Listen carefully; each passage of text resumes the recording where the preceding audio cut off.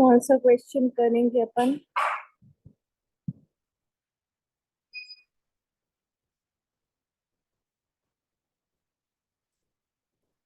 Salary की एक बार sheet दिखाओ मुझे, जो तुम लोग को मिली हुई है।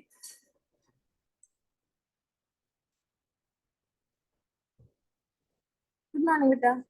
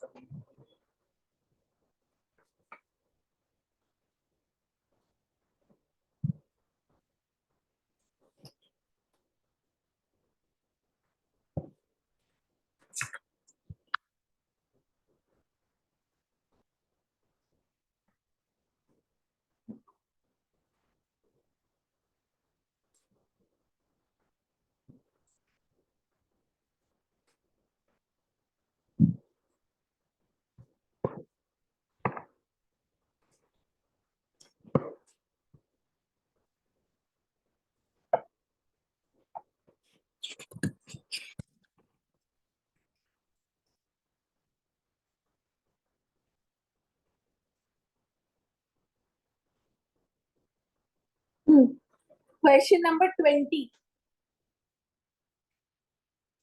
स्टडी मटेरियल का एक question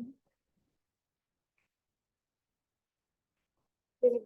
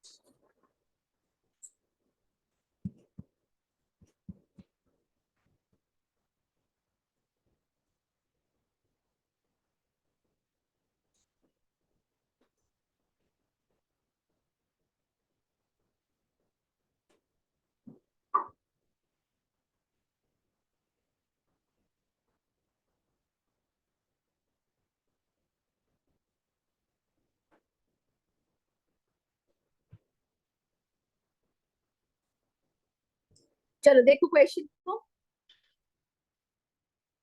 Mr. X retired from service from Messrs. Y Limited on 31st January 2024 after completing service of 30 years and 1 month. He had joined the company on 1/1/1994 at the age of 30 years and received the following on his retirement. बेटा gratuity मिली है, leave encashment मिला है, ठीक है। अब जिसके भी provisions अभी तक याद नहीं हुए एक बार अपन रिवाइज करेंगे, क्वेश्चन सॉल्व करेंगे, ठीक है। ग्रेचुटी का, लीव इनकैशमेंट का चार्ट खोल लेना, अपन रिविजन कर लेंगे। As per the schemes of the government company, he was offered a car which was purchased on 30th Jan 2021 by the company for 5 lakhs. Company has recovered 2 lakhs from him for the car. Company depreciated the vehicle at the rate 15% on SLM. Company किस rate से depreciate कर रही है बेटा, उससे तो हमको कोई मतलब नहीं है ना. मूवेबल एसेट ट्रांसफर हुआ है, ट्रांसफर ऑफ मूवेबल एसेट वाला प्रोविजन लगेगा. ठीक है. Amount of 3 lakhs as commutation of pension. Pension दो तरीके से पड़ी थी, कम्यूटेड और अनकम्यूटेड. मंथली बेसिस में मिलती है, कम्यूटेड लमसम में मिल जाती है. कितनी पेंशन उसने कम्यूट करवाई है? 2/3. ठीक है, बाकी उसको अनकम्यूटेड मिल रही होगी. Company presented him a gift voucher of 6,000 on his retirement. His colleagues also gifted him a television worth 50,000 for their own from their own contribution. He has drawn a basic salary of 20,000, 50% DA per month for a period of 1/4/2023 to 31st January 24 retirement तक. ठीक है. और receive pension of 5,000 per month for a period of 1/2/2024 to 31st March 2024 after commutation of very uncommuted pension. ठीक है. Done. चलो पूरा proper format के साथ. एसएससी का नाम,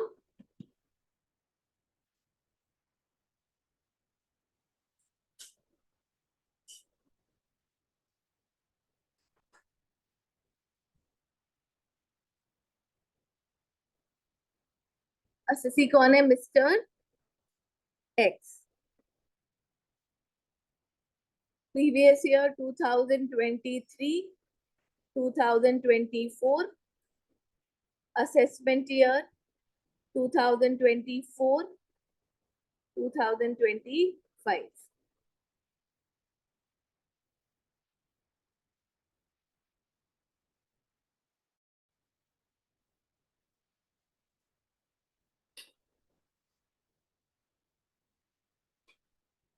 कंप्यूटेशन ऑफ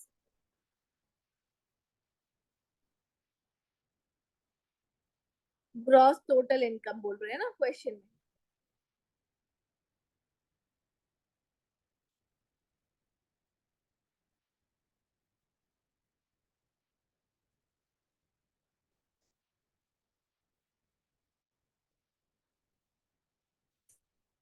सबसे पहले जो फॉर्मेट बनाया था ना उसी को फॉलो करते जाए.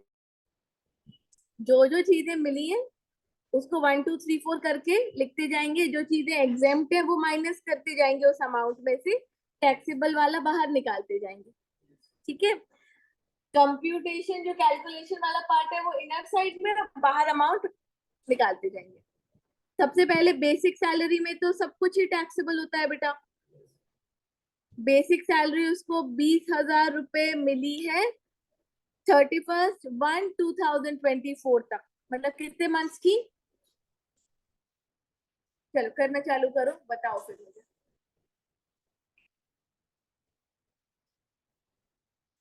10 मंथ्स की. तो 10 मंथ से इंटू करके सीधे, क्योंकि इसमें कुछ कैलकुलेशन है नहीं.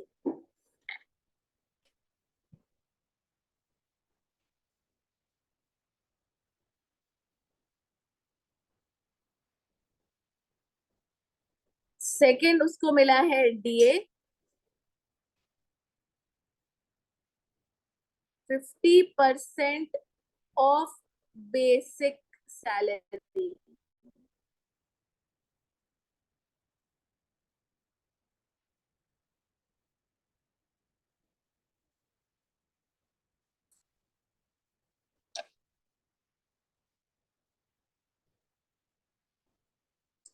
ठीक है. अब रिटायरमेंट पे क्या क्या मिला वो 1 2 3 4 से स्टार्ट करते हैं. सबसे पहले बेटा ग्रेचुटी रिसीव्ड लिखो. Gratuity received is 6 lakhs. चलो ग्रेचुटी का रिविजन करेंगे, है ना. निकालो ग्रेचुटी का चार्ट, जल्दी से खोलो. याद है तो बिना देखे रिवाइज कर लो।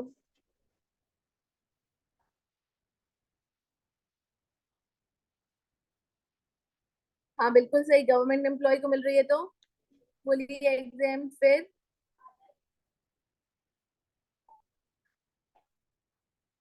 अगर अदर, देखो रिटायरमेंट के टाइम ही मिली है, गवर्नमेंट एम्प्लॉय को मिली है तो फुली एग्जाम्प्ट है।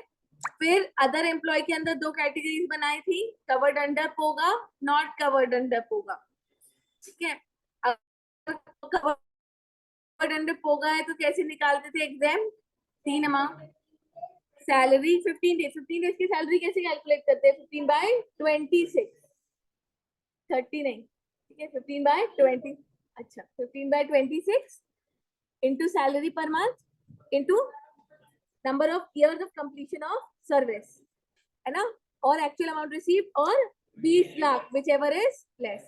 अच्छा अगर कंप्यूटर नहीं है कवर्ड अंडर होगा तो सिर्फ एक चेंज आता था, तो सैलरी अपन दूसरे तरीके से निकालते हैं, एवरेज सैलरी पर मंथ लेते हैं, और दूसरा उसका क्या लेते हैं? हाफ। ठीक है, एवरेज सैलरी पर मंथ कैसे निकालते बोलो?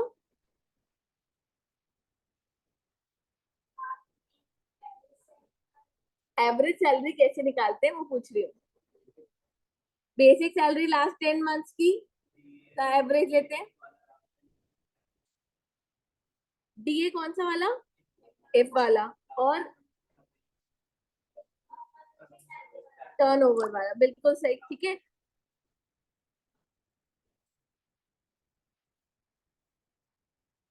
और इसमें मैंने वो ईयर्स का क्या लिखवाया था?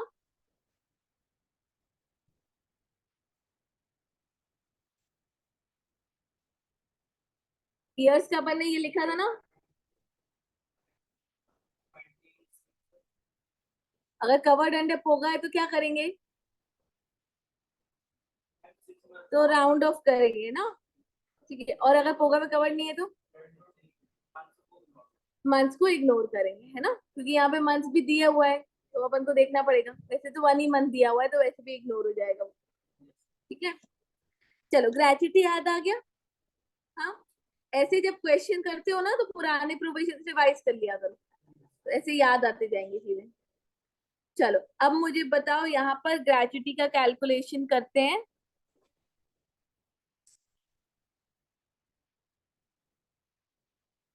क्या मान के कर रहे हैं?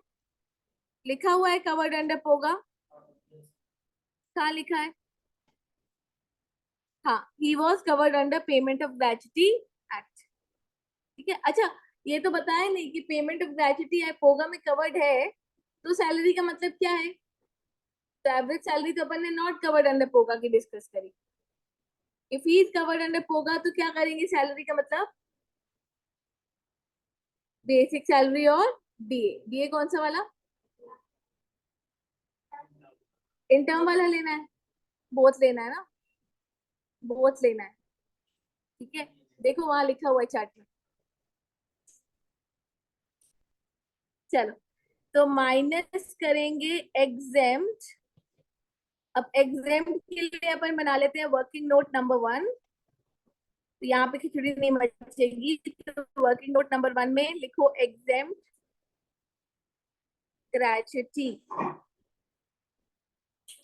एग्जाम ग्रेचुटी में 1/15/26 into salary into number of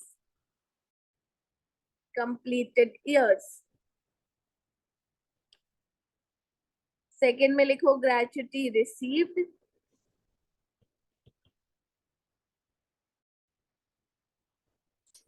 third में लिखो 20 लाख। चलो 1 2 3 कैलकुलेट करो। सैलरी यहाँ पे लोगे बेसिक प्लस डीए। बेसिक कितनी है पर मंथ की? 20,000। डीए कितना है? 10,000। तो 15/26 इंटू 30,000 इंटू कितने कंप्लीट किए उसने ईयर्स बेटा? 30 ईयर्स। ये निकाल लो। ग्रेचुटी रिसीव में लिख लो 6 लाख, और यहाँ लिख लो 20 लाख। तीनों में से विच एवर इज लेस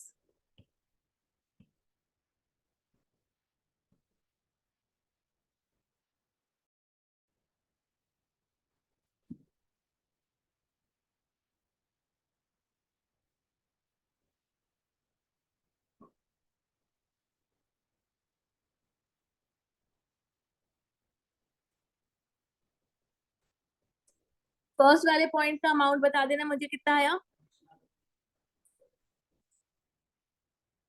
5,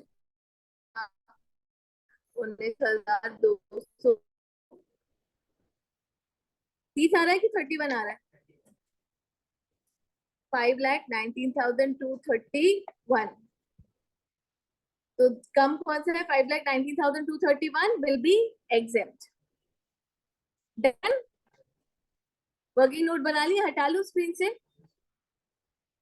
ऊपर यहाँ पर 5,19,231 माइनस कर दो। नेट अमाउंट बाहर निकालो बेटा, टैक्सेबल वाला अमाउंट बाहर निकाल दो।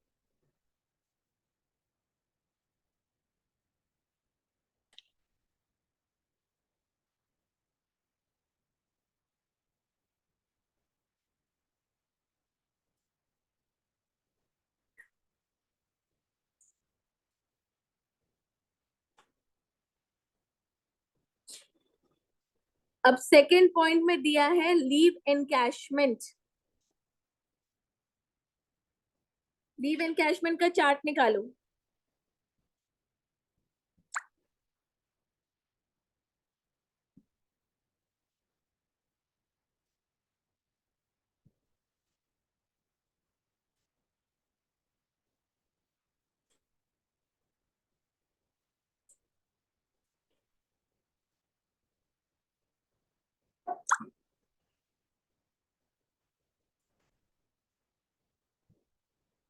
लीव एनकैशमेंट मैंने ऊपर ग्रेचुटी के साइड समय करवाया था ना।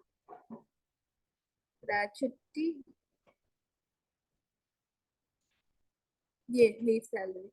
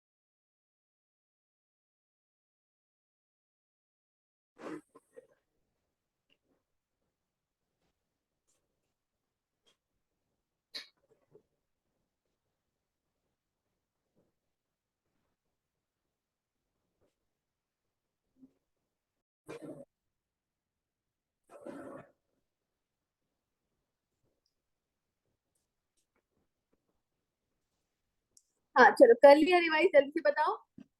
सबसे पहले अपन क्या कैलकुलेट करते हैं? Leave credit into average salary per month. ठीक है। लीव क्रेडिट कैसे निकालते थे? Leave allowed minus leave taken. पर इनकम टैक्स के हिसाब से maximum leave allowed should be maximum 30 days for every completed year. ठीक है।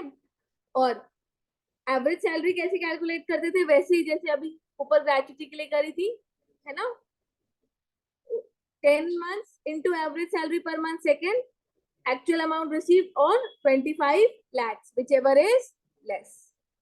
चल आ जाओ नीचे, आ जाओ क्वेश्चन में।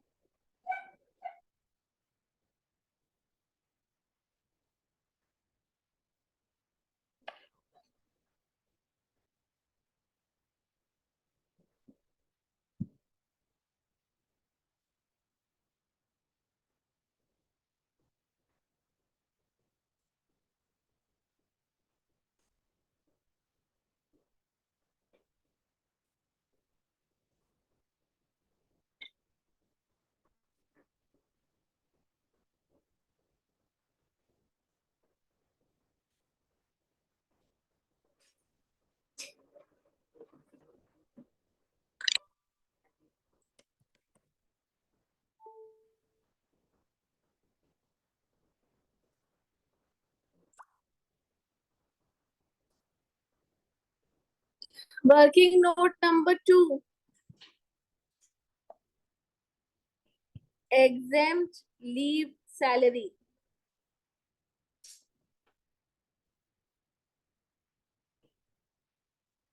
बताओ.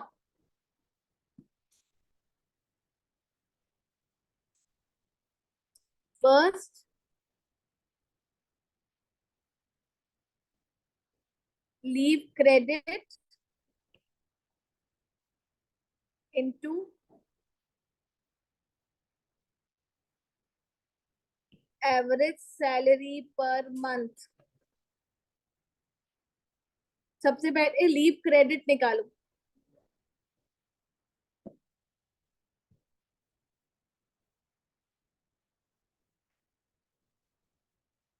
तीस महीने की कैसे हो सकता है?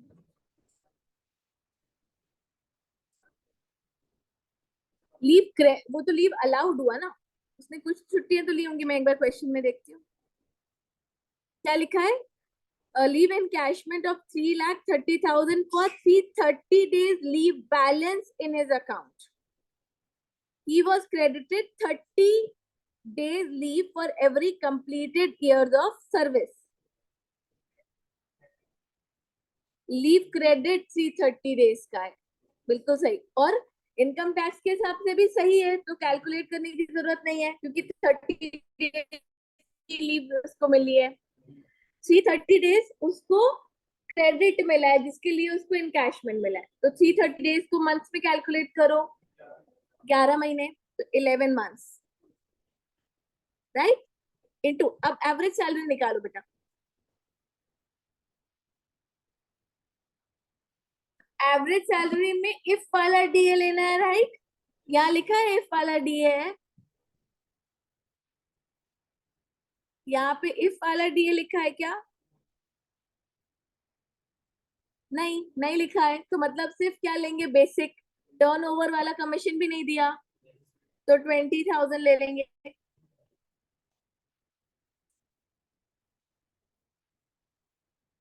सेकेंड नंबर पे क्या लेते थे?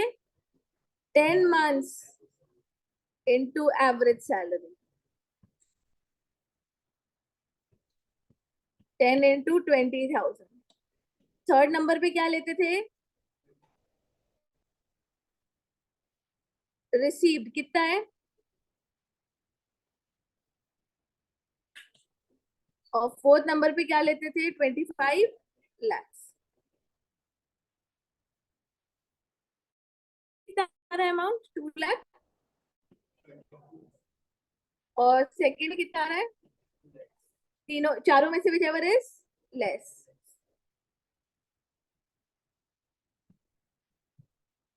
कितना हुआ? 2 लाख विल बी राइट. ठीक है.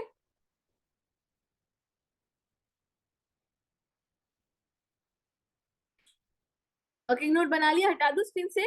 ऊपर आओ. लीव सैलरी रिसीव लिखो.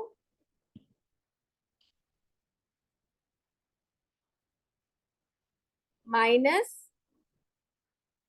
एग्जेम्प्ट लिखो. Working note 2.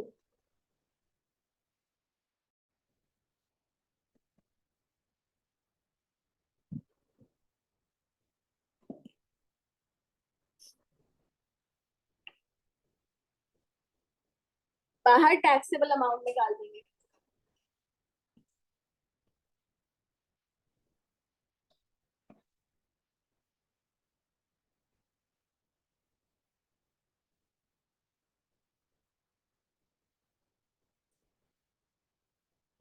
चलो फिफ्थ नंबर पे क्या लेंगे? जिस सीक्वेंस में क्वेश्चन में दिया उस सीक्वेंस में कर सकते हैं. ऐसा कुछ वैसा नहीं है कि अपन को पहले ये लेना है दूसरा ये लेना है. ठीक है. तो थर्ड नंबर पे क्या दिया हुआ है? हाँ, कार उसको ट्रांसफर हुई है. ठीक है. तो transfer of car. Transfer of car.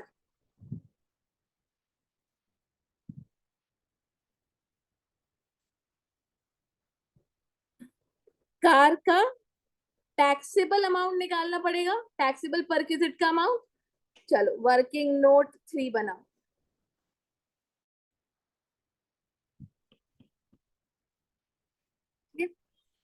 करो। ट्रांसफर ऑफ मूवेबल एसेट का रिवीजन कर लो अगर याद नहीं है तो। ट्रांसफर ऑफ मूवेबल एसेट किया था परक्विजिट्स के अंदर, उसका रिवीजन कर लो। मैं 1 मिनट इसको ना बंद करके चालू कर रही हूँ, अच्छे से चल नहीं रहा।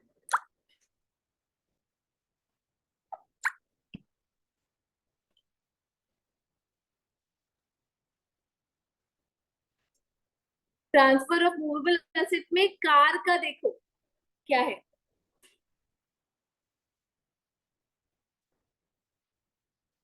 डब्ल्यूडीवी, और डब्ल्यूडीवी कैसे निकालेंगे? 20% डब्ल्यूडीवी मेथड से क्या लगाते जाएंगे?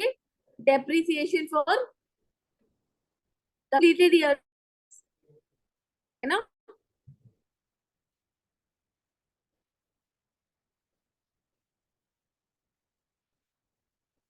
कॉस्ट ऑफ कार कितनी थी कंपनी के लिए?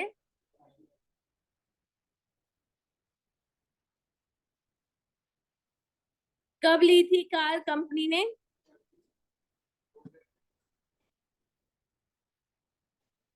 वो तो उन्होंने लगाया है अपने एसेट पे डेप्थ। हमको तो ट्रांसफर ऑफ मूवेबल एसेट के हिसाब से उसका डब्ल्यूडीवी निकालना है। तो हमको 20% डब्ल्यूडीवी मेथड से डेप लगाना है, पर सिर्फ कंप्लीटेड ईयर्स के लिए, याद है ना। ठीक है, कंप्लीटेड ईयर्स के लिए लगाना है। तो कितने साल कंप्लीट हुए पहले वो देख लो। कब ली थी कार कंपनी ने, कब ली थी?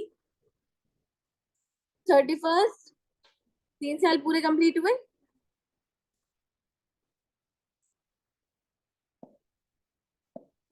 पूरे 3 इयर्स कंप्लीट हो गए ट्रांसफर से पहले, तो 3 इयर्स का डेप लगाएंगे। तो माइनस करो 20%, 1 लाख माइनस कर दो, कितना बचा? 4। फिर माइनस कर दो डेप 20%,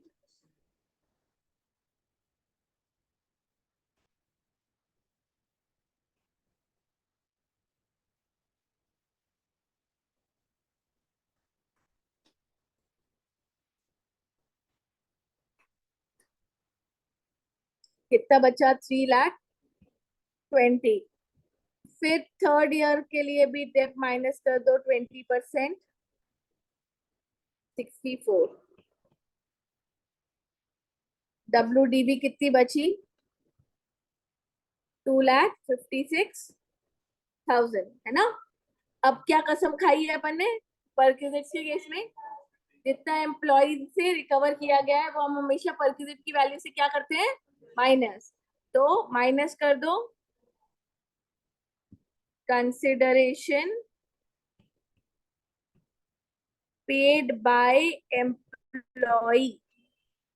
कितना पे किया? 2 लाख। 2 लाख माइनस करके value of taxable perquisite, this is taxable perquisite. Taxable perquisite की वैल्यू अपने चार्ट में चढ़ा दो ऊपर, ठीक है।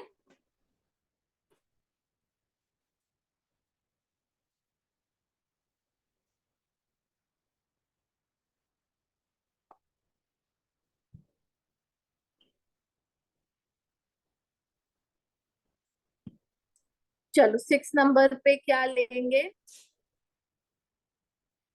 अब आ गया पेंशन। तो पेंशन दोनों ले लेना साथ में, कम्यूटेड भी निकाल लो, अनकम्यूटेड का भी अमाउंट निकाल लो।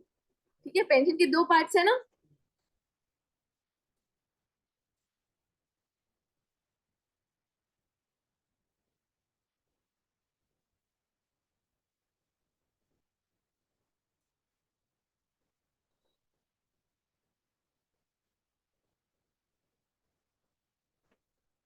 पेंशन अनकम्यूटेड,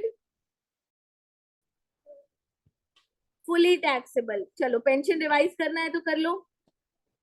पेंशन का चार्ट मेरे पास बना हुआ नहीं है, तुम लोगों ने बनाया है क्या? हाँ तो निकाल लो फिर।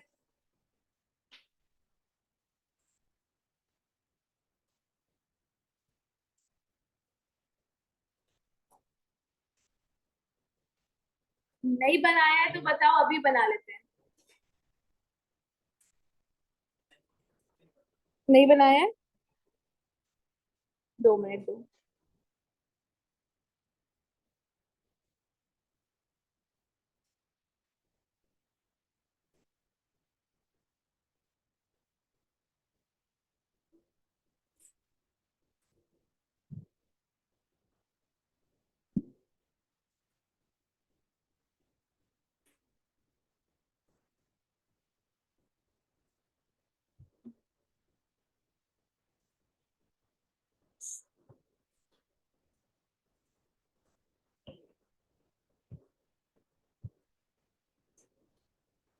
पेंशन के दो पार्ट्स।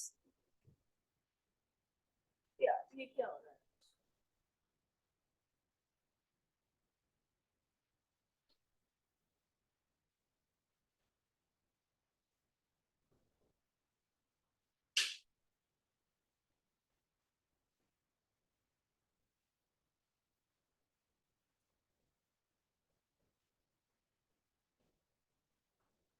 हाँ, पेंशन के दो पार्ट्स, एक अनकम्यूटेड,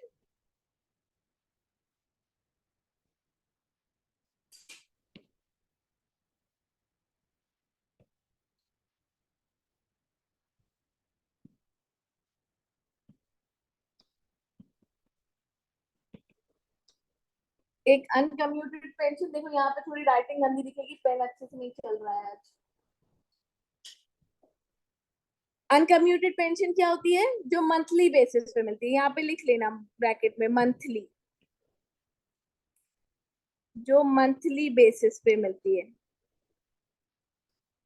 इसके अंदर लिखो टैक्सेबल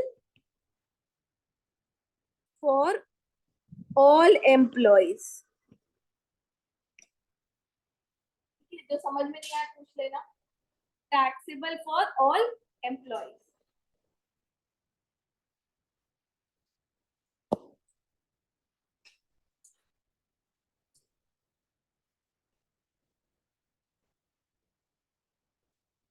और दूसरी कम्यूटेड पेंशन, जो कि लमसम में मिलती है।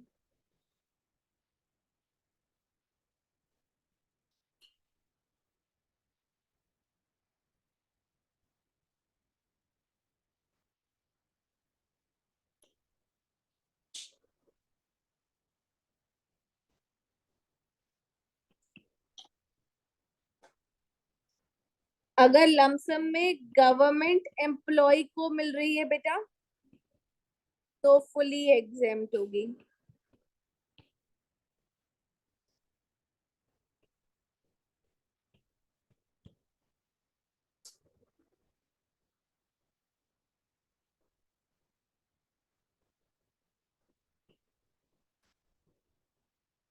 अदर एम्प्लॉय को मिल रही है तो दो केसेस बनेंगे।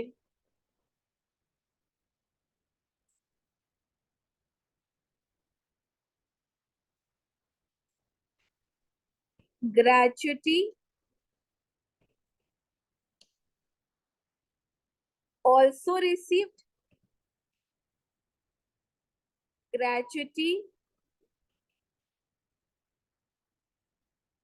not received. If gratuity also received, तो exempt amount is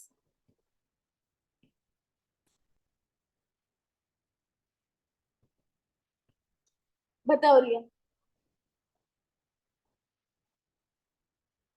1/3 of commuted pension का फॉर्मूला, 1/3 ऑफ टोटल पेंशन करना है। तो टोटल पेंशन का फॉर्मूला क्या है, ब्रैकेट में लिख लेते हैं। कैसे निकालेंगे total pension? Commuted pension divided by commuted pension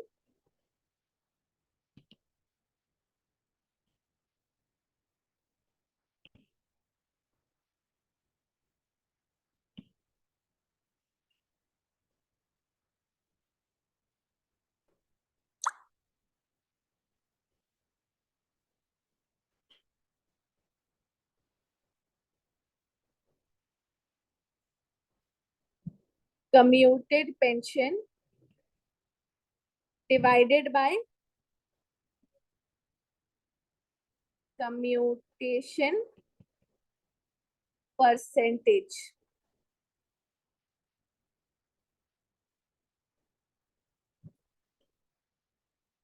percent से डिवाइड कर लेना, या तो परसेंट नहीं लगा रहे हो तो इंटू 100 कर लेना, ठीक है।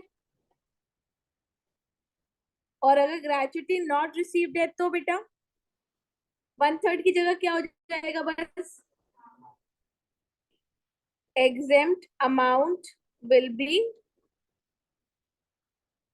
half of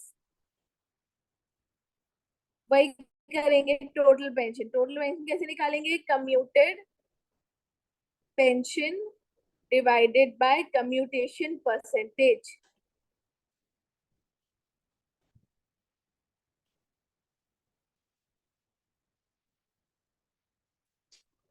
ठीक है, बना लो इसको। फिर मुझे बताओ अपन क्वेश्चन में क्या लगाएं। अनकम्यूटेड तो पूरा टैक्सेबल बना दोगे।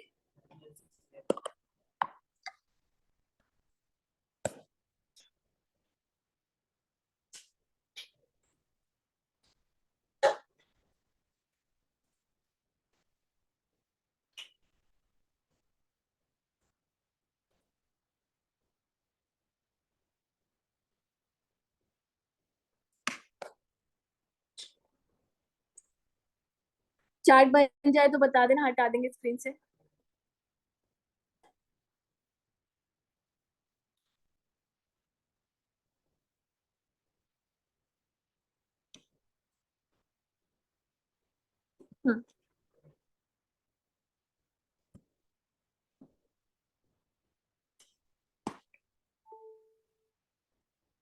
अनकम्यूटेड पेंशन बेटा पूरा टैक्सेबल, राइट। अनकम्यूटेड कितना मिला है? 5,000 रुपए मिला है। कितने महीने के लिए? फेब्रुवरी और मार्च के लिए, 2 महीने के लिए। कितना हो गया?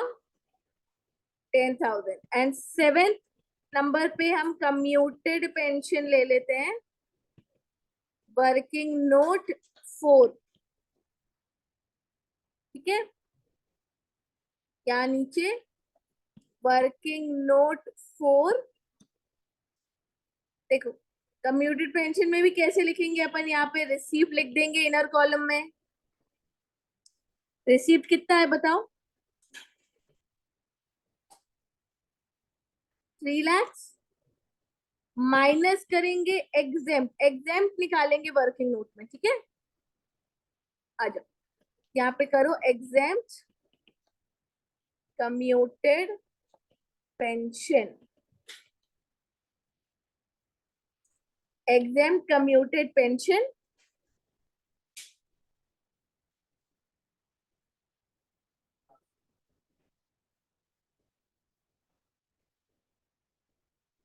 नहीं, इतना उसको मिला है।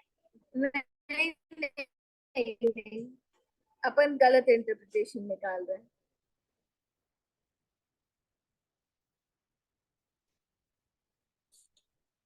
क्वेश्चन का ढूंढना पड़ेगा मुझे।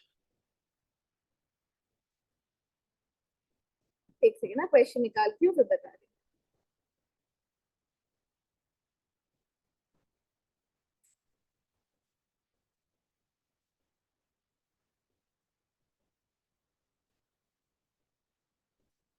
कौन सा नंबर था? 20 ना?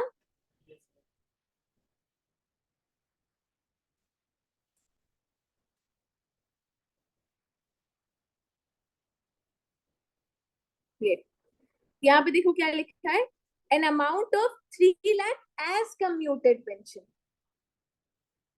मतलब 3 लाख मिला है, जो कि उसके टोटल पेंशन का 2/3 उसने करवाया है कम्यूट। समझ में आया? तो इसके हिसाब से 2/3 के हिसाब से अपन टोटल कम्यूटेशन निकाल लेंगे। समझ गए क्या? है ना?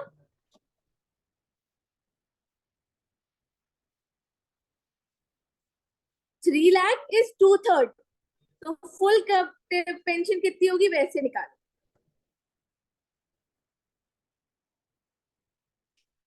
एग्जाम कितना अमाउंट होता है बताओ? 1 क्या है, उसको ग्रेचुटी मिली है तो कितना लेंगे? 1/3 of total pension. 1/3 of total pension कैसे निकलेगा? कम्यूटेड कितना है? 3 लाख इंटू 3/2 कर देंगे। 2/3 मिला था। ठीक है, तो 2/3 से डिवाइड करना है अपन को। 2/3 से डिवाइड करेंगे तो 3/2 से इंटू हो जाएगा। कितना हो जाएगा? 1 लाख, 1,50,000 हो जाएगा।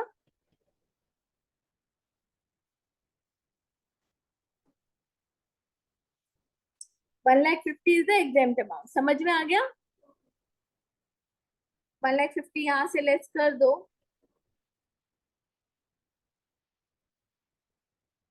टैक्सेबल अमाउंट बाहर निकाल दो।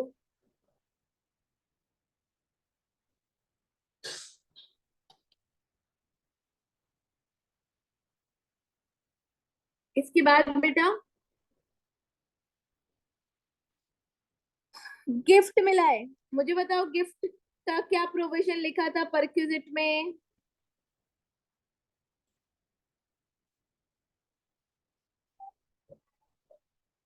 फुली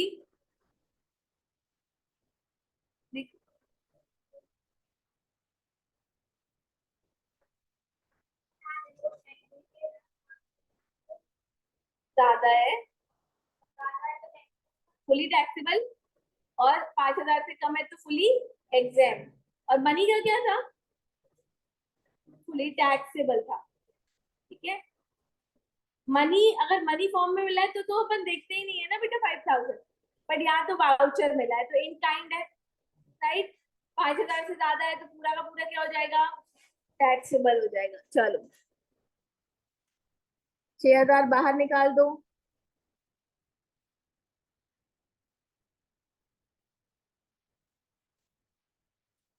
मुझे बताओ क्या टीवी जो मिली है कलीग से, एक तो एम्प्लॉयर से नहीं मिली है, एक तो सैलरी हेड में नहीं आएगी, अगर आता भी तो अदर सोर्सेज में आता। अदर सोर्सेज में गिफ्ट के प्रोविजन याद है, मूवेबल एसेट अगर मिला है, ठीक है, और एग्रीगेट एफएमबी उसकी कितनी है, अप टू 50,000 है तो टैक्सेबल नहीं होता है, 50,000 से ज्यादा है तो टैक्सेबल होता है। तो यहाँ तो 50,000 की टीवी मिली है तो टैक्सेबल नहीं होगा। ठीक है, और टैक्सेबल होता भी तो अदर सोर्सेज में होता, तो पहले सैलरी हेड की इनकम कंप्लीट करके फिर अदर सोर्स की इनकम ऐड करके फिर ग्रॉस टोटल इनकम निकालते, राइट। चलो यहाँ तक डन हो गया सब कुछ। निकालो ग्रॉस टोटल सैलरी, निकालो फिर डिडक्शन माइनस करेंगे।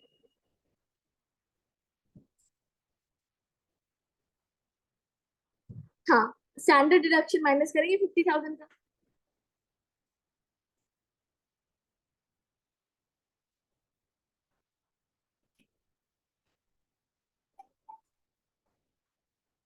7 लाख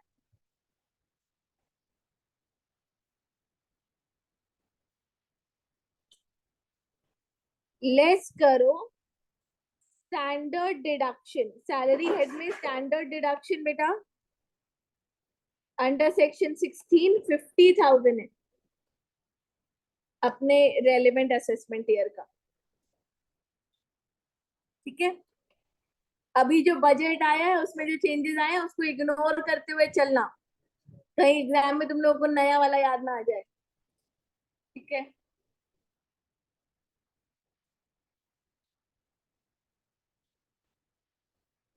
अभी बहुत बड़े बड़े चेंजेस आए हैं, वो कैपिटल गेन और शॉर्ट टर्म कैपिटल गेन वो सब में टैक्स रेट चेंज कर दिए हैं।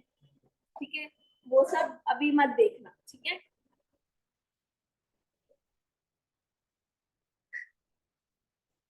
क्यों फेल हो जाओगे भाई। अच्छा,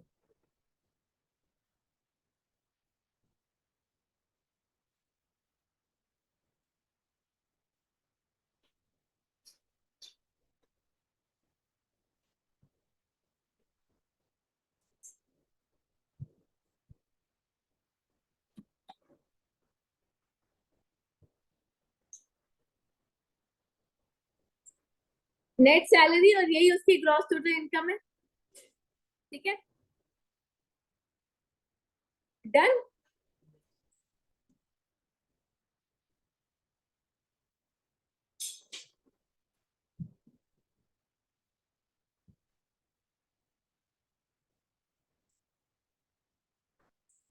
चलो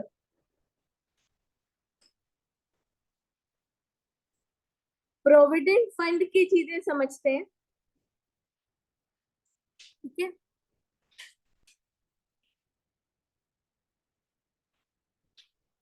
परक्यूजिट्स खत्म हो गए।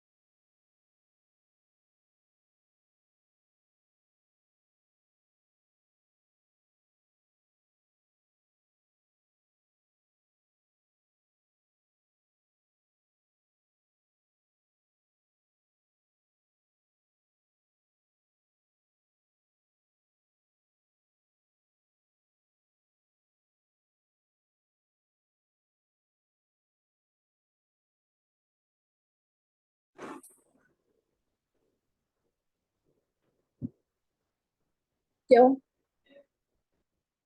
आया? नहीं, उसको लीव कर रही होगी, स्क्रीन नहीं दिख रही होगी, आवाज नहीं आ रही होगी उसको। इसमें धूम अपडेट होने लगा था ना। 6 नंबर तो बता दो उसको, ज्वाइन कर लेगा। मैसेज डाल दो एक।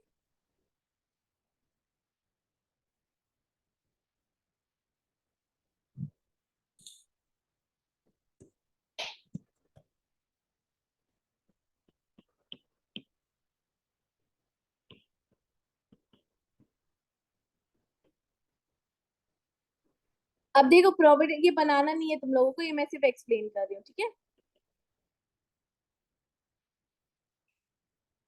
ठीक है, बनाएंगे अपन प्रॉपर तरीके से। प्रोविडेंट फंड के एलिमेंट समझा रही हूँ मैं। प्रोविडेंट फंड में क्या क्या जाता है?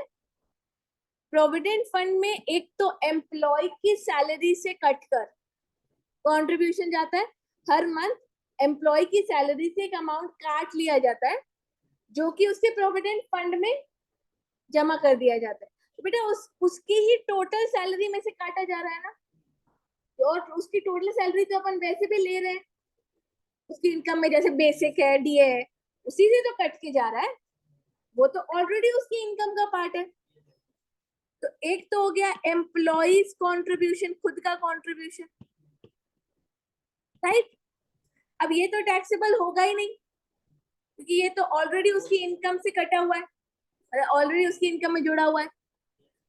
दूसरा, जितना एम्प्लॉय कंट्रीब्यूट करता है उतना ही एम्प्लॉयर अपनी जेब से कंट्रीब्यूट करता है। तो दूसरा एलिमेंट कौन सा हो गया? Employers contribution, right? अब इस पर इंटरेस्ट भी मिलेगा, एक अलग अकाउंट में आपके पैसे जमा होते जा रहे हैं, तो उसपे क्या मिलता जाएगा आपको? अब इंटरेस्ट की भी मैं दो पार्ट्स बनाऊं। इंटरेस्ट जो एम्प्लॉय के कंट्रीब्यूशन पे मिल रहा है, इंटरेस्ट जो एम्प्लॉयर के कंट्रीब्यूशन पे मिल रहा है। तो इंटरेस्ट ऑन एम्प्लॉयज कंट्रीब्यूशन और इंटरेस्ट ऑन एम्प्लॉयर्स कंट्रीब्यूशन। देखना पड़ेगा कि इंटरेस्ट, क्योंकि इनकम है, तो इंटरेस्ट, ये जो इनकम है एम्प्लॉय के मतलब मेरे खुद के कंट्रीब्यूशन पे जो इंटरेस्ट है, वो मेरे हाथ में टैक्सेबल है क्या? और एम्प्लॉयर के कंट्रीब्यूशन पर भी मुझे इंटरेस्ट मिलने वाला है, वो भी मेरे हाथ में टैक्सेबल है क्या? तो देखना पड़ेगा। और एक लास्ट एलिमेंट है कि भैया जब आप रिटायर होगे या रिटायरमेंट के पहले अगर आप प्रोविडेंट फंड का पैसा विड्रॉ करते हो, ये पूरे ही पैसे में से जो भी आप क्या करते हो, विड्रॉ करते हो, तो जो लमसम पैसा आपको मिलेगा एंड में, वो आपके हाथ में टैक्सेबल होगा कि नहीं। तो ये 5 पार्ट्स में अपन को डिस्कस करना है कि इन पांचों में से क्या क्या आपके हाथ में टैक्सेबल होगा, कब कब होगा। समझ में आया? ठीक है।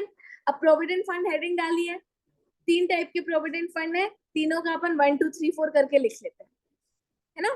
तो पहला लिखो, फर्स्ट लिखो, statutory provident fund.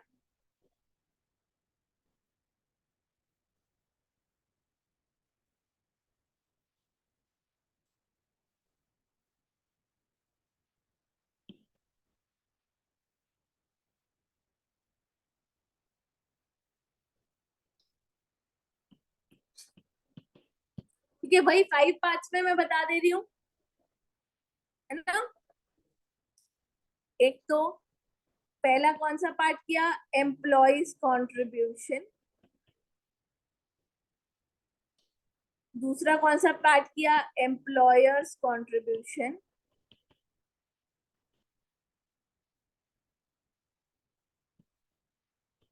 Interest on employee's contribution,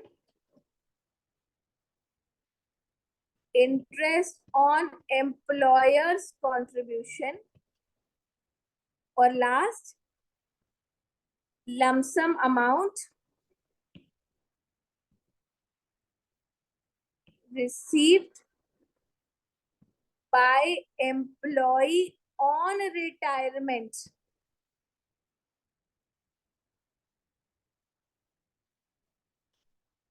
ठीक है, अब समझो, क्योंकि ये स्टैट्यूटरी प्रोविडेंट फंड है, एम्प्लॉयज कंट्रीब्यूशन, तो बेटा वैसे भी अपन को क्या करना है, इग्नोर, वो कभी भी टैक्सेबल नहीं होगा क्योंकि वो आपकी सैलरी में ऑलरेडी इंक्लूडेड है, आपकी सैलरी से कटा है। तुम लोग को अगर याद हो तो उसका डिडक्शन मिलता है under section, very good, 80C। 80C में डिडक्शन मिलता ना, ठीक है। इग्नोर की स्पेलिंग सही कर लो, इग्नोर, इसको तो अपन को इग्नोर करना है, सैलरी हेड में इग्नोर कर देंगे। एम्प्लॉयर का कंट्रीब्यूशन स्टैट्यूटरी प्रोविडेंट फंड के केस में ये पूरा एग्जेम्प्ट होता है बेटा। इंटरेस्ट ऑन एम्प्लॉय कंट्रीब्यूशन भी क्या होता है, एग्जेम्प्ट होता है। इंटरेस्ट ऑन एम्प्लॉयज कंट्रीब्यूशन भी क्या होता है, एग्जेम्प्ट होता है। और lump sum amount on retirement,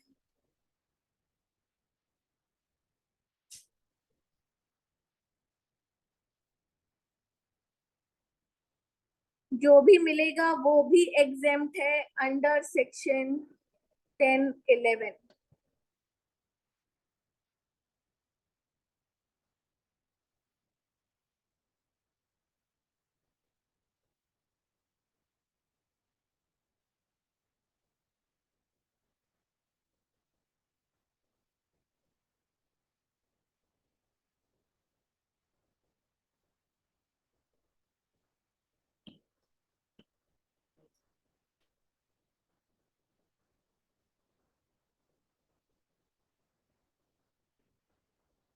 done. Second type का provident fund, recognised provident fund,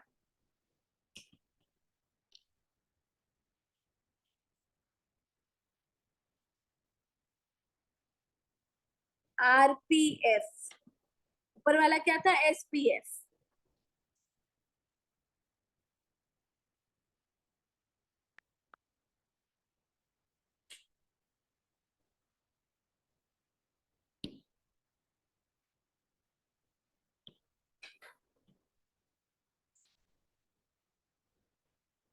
सबसे पहले इसमें बेटा एम्प्लॉयज कंट्रीब्यूशन क्या करना है अपन को, इग्नोर, उसका डिडक्शन मिल जाएगा अंडर सेक्शन 80C, राइट।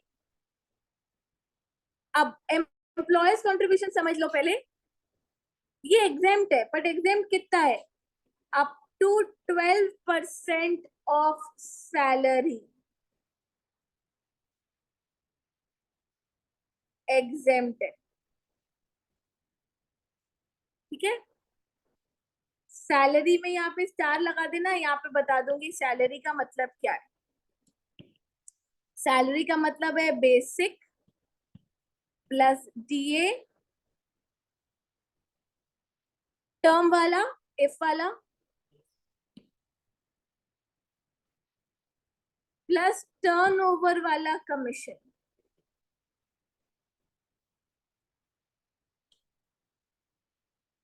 जितना भी एम्प्लॉय कंट्रीब्यूट कर रहा है, अगर वो एम्प्लॉय की सैलरी से 12% से ज्यादा कंट्रीब्यूट कर रहा है, ठीक है, तो बेटा 12% तक एग्जेम्प्ट करेंगे, उसके ऊपर का अमाउंट क्या कर देंगे, एम्प्लॉय के हाथ में टैक्सेबल कर देंगे। समझ में आया, क्लियर है।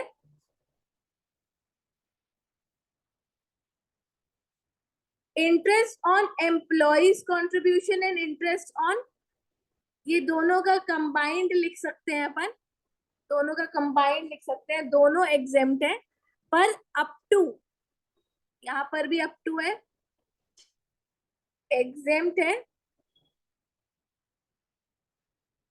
अप टू 9.5%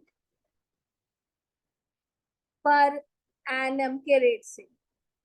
मतलब अगर मान लो इंटरेस्ट मिल रहा होगा 10%, तो मिलता नहीं है, पर अगर मिल रहा है 10%, तो 0.5% वाला इंटरेस्ट क्या हो जाएगा, टैक्सेबल हो जाएगा, और बोथ एम्प्लॉय के कंट्रीब्यूशन पर भी और एम्प्लॉयर के कंट्रीब्यूशन पर भी।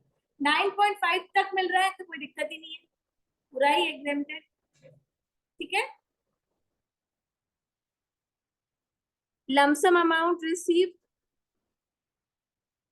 एग्जेम्प्ट है बेटा अंडर सेक्शन 10-12, ये पूरा एग्जाम।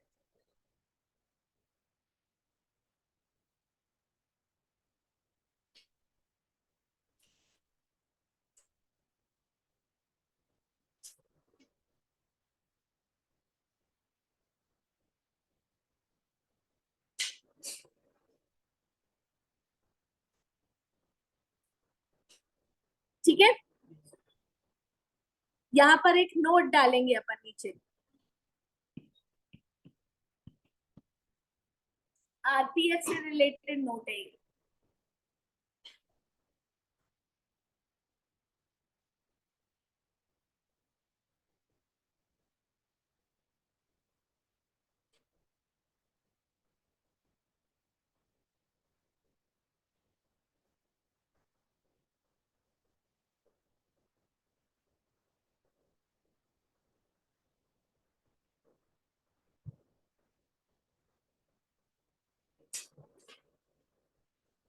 लिखो, नोट पे लिखो,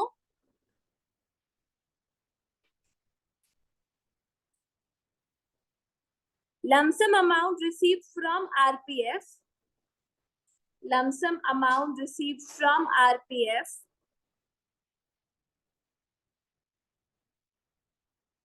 is exempt under section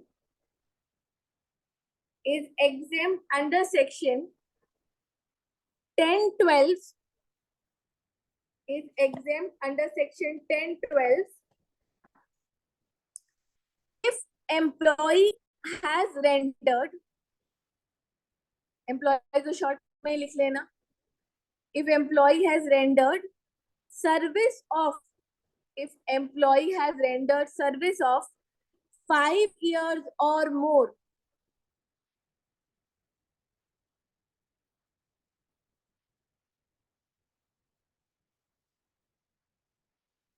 if employee has rendered service, if employee has rendered service less than 5 years,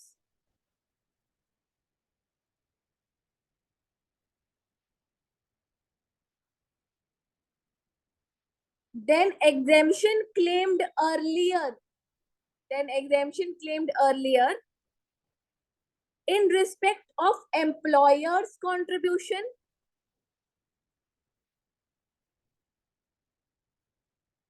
in respect of employer's contribution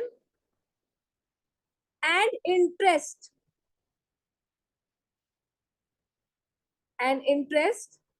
bracket में लिख लो on both, interest on both, bracket close, shall be withdrawn। क्या मतलब हुआ इस paragraph का? Retirement कब ले रहे हो? 5 साल की सर्विस रेंडर करने के बाद, तो जो भी लमसम पैसा निकालोगे वो एग्जेम्प्ट है। 5 साल से पहले अगर विड्रॉ किया तो क्या होगा? अमाउंट, एम्प्लॉय का कंट्रीब्यूशन टैक्सेबल क्यों नहीं होगा? क्योंकि वो तो ऑलरेडी आपकी इनकम में जुड़ा हुआ था ना, वो आपकी इनकम से ही कट के गया था, वो तो वैसे भी इग्नोर करना था, वो एग्जेम्प्ट थोड़ी ना था, वो तो इग्नोर करना था, राइट? जो एग्जेम्प्ट हुआ वो आपके हाथ में क्या हो जाएगा? टैक्सेबल। जितना भी अमाउंट आपके हाथ में क्या हुआ था? Exempt.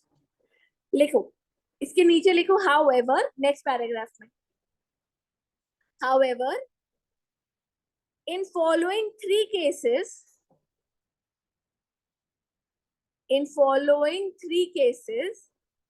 exemption shall not be withdrawn,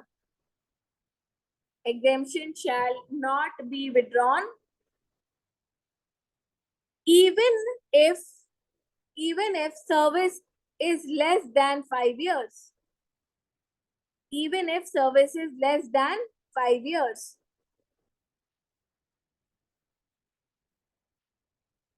ठीक है, वो 3 केसेस कौन से? 1 2 3 करके लिख लो। पहला केस लिखो, employee retired due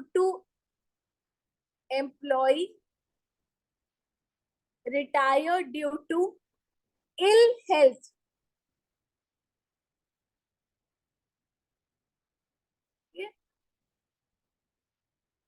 second point लिखो इसके अंदर, employee retired due to employer's business, मतलब मान लो एम्प्लॉयर का बिजनेस ही बंद हो गया,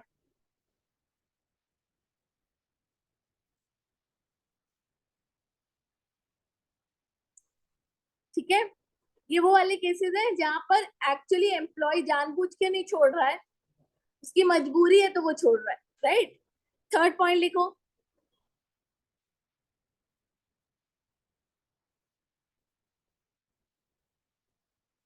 employ has retired has retired with the instruction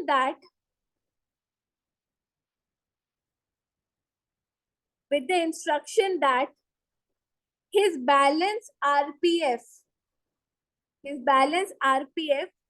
should be transferred to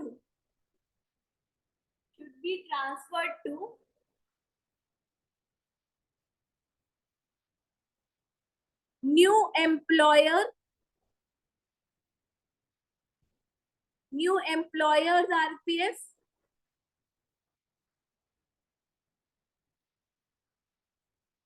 और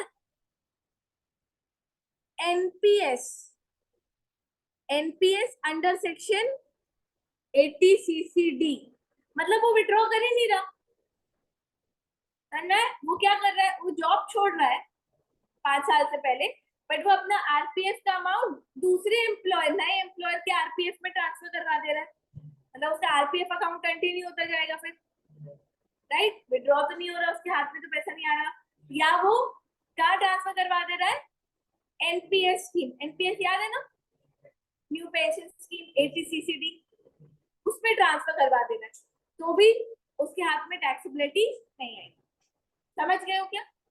चलो, थर्ड टाइप का provident fund, unrecognised provident fund.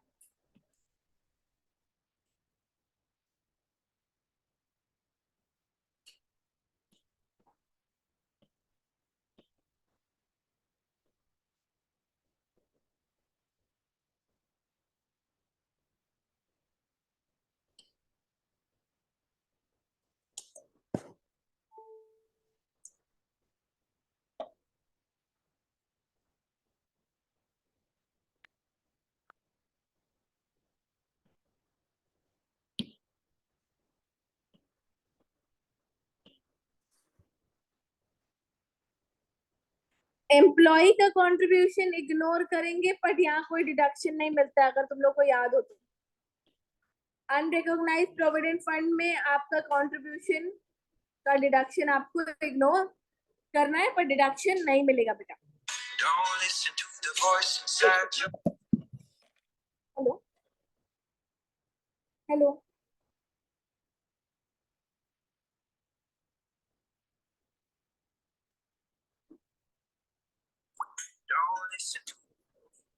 Hello,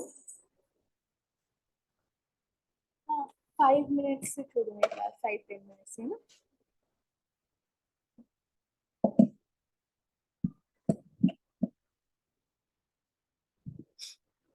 employers contribution में लिखो exempt, interest on employee contribution में लिखो एग्जेम्प्ट,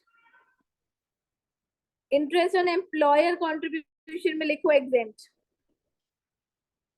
ठीक है। ये एग्जेम्प्ट कर जरूर रहे हैं, बट सिर्फ फॉर टाइम बीइंग एग्जेम्प्ट कर रहे हैं। जब लमसम पैसा विड्रॉ होगा, क्योंकि अनरिकॉग्नाइज्ड प्रोविडेंट फंड है, जब लमसम पैसा मिलेगा हाथ में तब वो टैक्सेबल होगा। तो लमसम के अंदर अपन एक चार्ट बना लेते हैं ऐसे,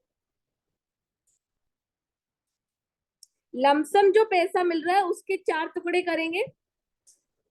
लमसम में जो पैसा इकट्ठा हुआ वो कैसे हुआ, ये 4 चीजों से ही हुआ, ऊपर वाली 4 चीजों से, है ना।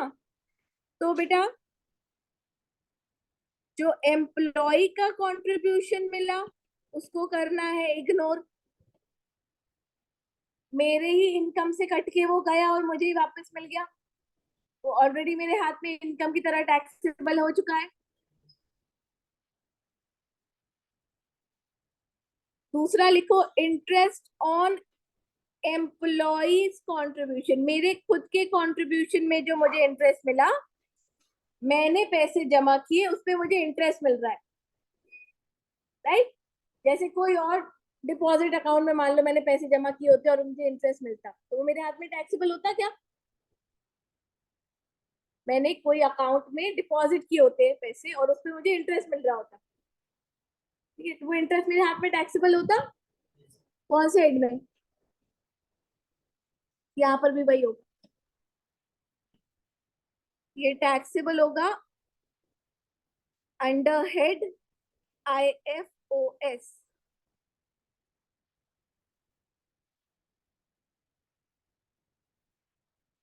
एम्प्लॉयर्स कंट्रीब्यूशन और इंटरेस्ट ऑन एम्प्लॉयर्स कंट्रीब्यूशन, ये दोनों एम्प्लॉयर के थ्रू मिले हैं, राइट। एम्प्लॉयर से एम्प्लॉय को कोई भी बेनिफिट मिलता है तो कौन से हेड में टैक्सेबल होता है? सैलरी हेड में टैक्सेबल होता है, तो ये भी टैक्सेबल होगा बेटा।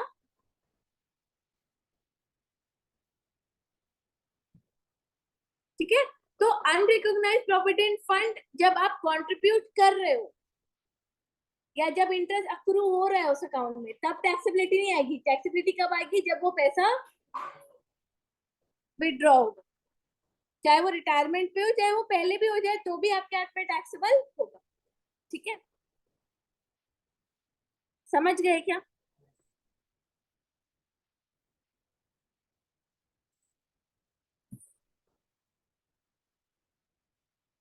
चलो कल कंटिन्यू करते हैं।